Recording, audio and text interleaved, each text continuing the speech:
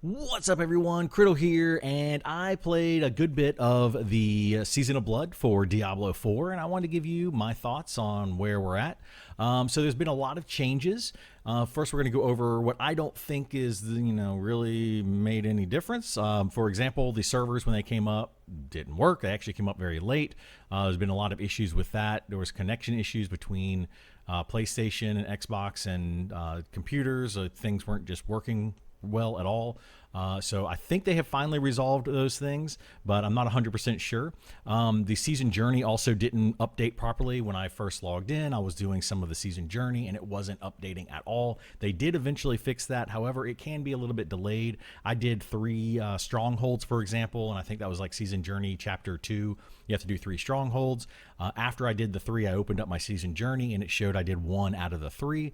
So I had to close it down, reopen it back up, and then it updated. It was weird. I don't know what was going on with that, but it did accept it. It just didn't, update kind of on the fly. There's been a lot of latency issues and disconnects. But previously in Diablo 4, I rarely got disconnected, if ever. I think maybe once or twice in the hundreds of hours that I played it when it originally came out. And I've been disconnected or had a lot of issues multiple times already in just the last 2 days. Basically about 5 or so hours, maybe 8 hours that I've been playing it. I've probably been disconnected 5 times. And the latency issues, I had an entire dungeon I had to go through where I was barely moving. I was walking like 5 feet and then it would stop, and then I would walk 5 feet and then it would stop. But I had to do it because it was part of the journey and the season journey and the quest line and all that. So I had to go through this dungeon and complete it to be able to continue on with my game progress. So that was a bit frustrating. The gear fixes, so they changed a lot of things with the gear. To me, it doesn't really feel much different. I only got to about level 50.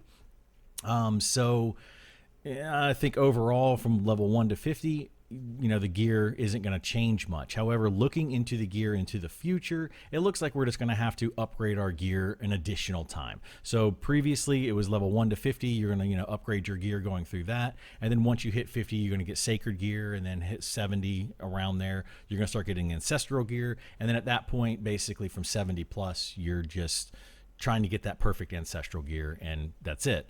Now, basically, the way they broke it down is there's more tiers of gear, I guess. There's higher eye levels, so you're just going to be constantly looking to upgrade your gear throughout your gameplay. Anytime you get something that's a little bit better, you're going to continue to upgrade that. So in my opinion, it could be good, it could be bad. It's a little bit frustrating, though, because you're just every couple of levels, you're like, oh, got to replace this piece of gear. Oh, got to replace this piece of gear.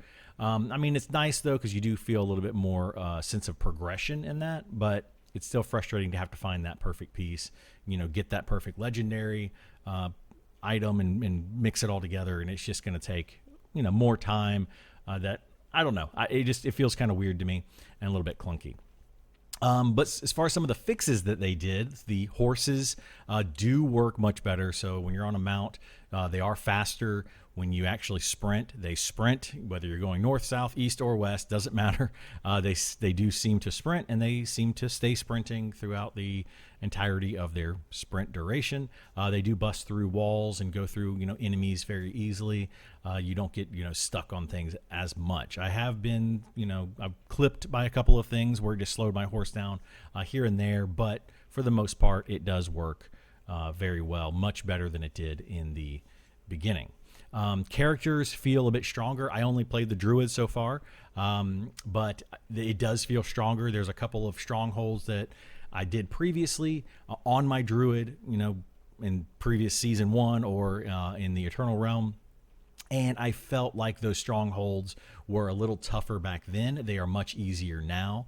So I tried to compare things that were, equal to each other as best I could, but my overall character feel does feel a bit stronger. I think that's just hopefully some of what they did in the level 1 through 50 leveling process. They just kind of tweaked some things a little bit to hopefully make that scale a little bit better, because previously I didn't feel like it did. I felt like the druid leveled extremely terribly from like level 1 to about 10 is about the same for all characters, but from 10 to about 40 varied greatly between a lot of the characters. And I know that I struggled a lot on my druid from about 20 to 40 in that range, 25 to 40. It didn't feel very comfortable when I was trying to play it. It just, everything felt very slow and sluggish. But this time around, it does feel a little bit better. I tried a couple of different builds, and it is a bit better, but still not where I would want it to be. But, overall, I feel like the characters are a bit stronger up to at least level 50.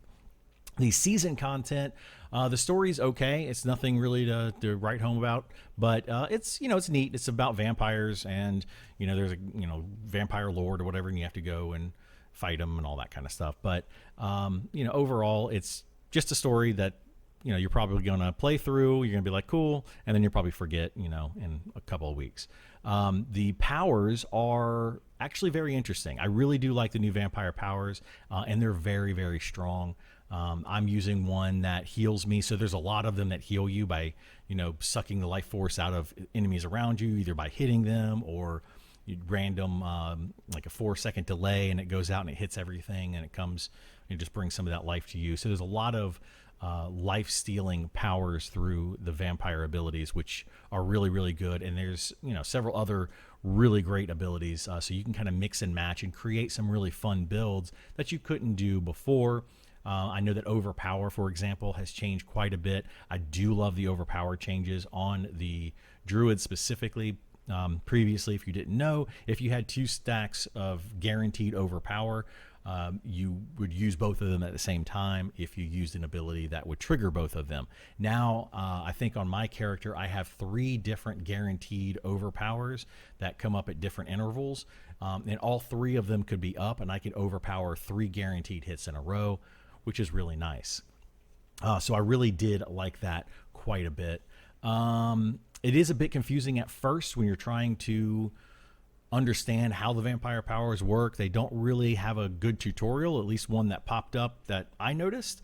But it took me a few minutes to kind of go through and understand what was going on. You have 3 different packs basically, so all of your gear can roll these packs, or all of your left hand gear, so your chest piece, all your armor stuff basically can all roll these different packs. And there's 3 different packs: Pact of Eternity, Pact of Ferocity, and Pact of something else. I forget the name of it right now.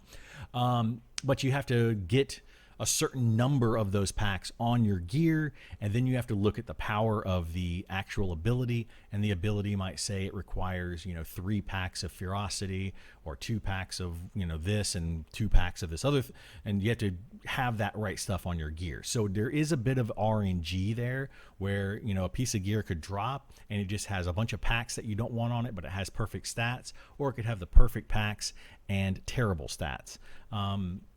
You're still going to be looking for the stats, because later on, as you play through the story, you will be able to remove all of the packs and then place whatever packs you want on your gear. So you will be able to customize that if you want to. I wouldn't worry about that when you're first leveling up. You're going to be changing gear way too much, but as you get into the later levels, you will want to be able to make sure that you have the correct packs so that you can create the build that you want.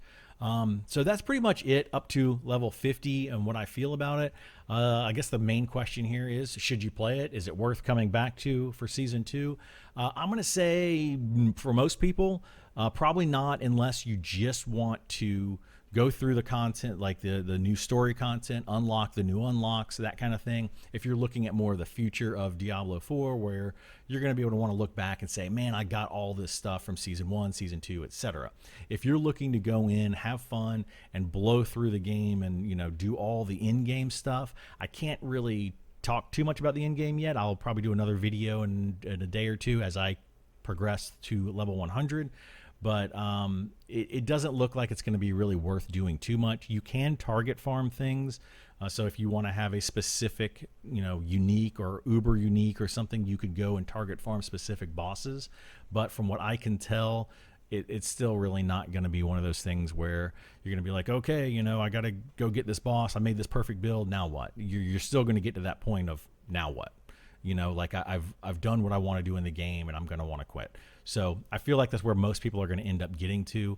So did they fix everything? No, they didn't fix everything. Did they fix some things? Yes. So there are a lot of great changes. They are going in the right direction. I didn't feel my inventory filling up nearly as fast because of the whole gym change thing. I do like the search features of the stash. There's also stashes that are placed all over the place now, not just one location inside of the towns. You have one like right next to the blacksmith, for example. They put the occultist over by the Tree of Whispers, which is really nice. So we can just go to the Tree of Whispers, turn in a quest. You know, you can break down all your gear, and then you can also go to the occultist. You can do everything you need to at the Tree of Whispers for the most part. So things like that definitely made some big changes, which are great quality of life changes. But overall, the gameplay to me feels very much the same. So, you know, I would say play through the season, get what you want out of it, and then you could probably move on to other games that you've been wanting to play. Or you can just skip the season altogether if you don't really care about the cosmetics and that kind of thing. But yeah, that's pretty much it for me. Thank you so much for watching. If you want to come over and play some games with me, including Diablo 4, I will be playing it for a little bit longer, probably through this weekend until I get burnout on the in-game stuff. And then we'll be playing some Mario Brothers Wonder and doing things like that. So if you want to play some games, come on over to Twitch, say hello, and check it out. Thank you so much for being here, and I'll see you next time. Bye!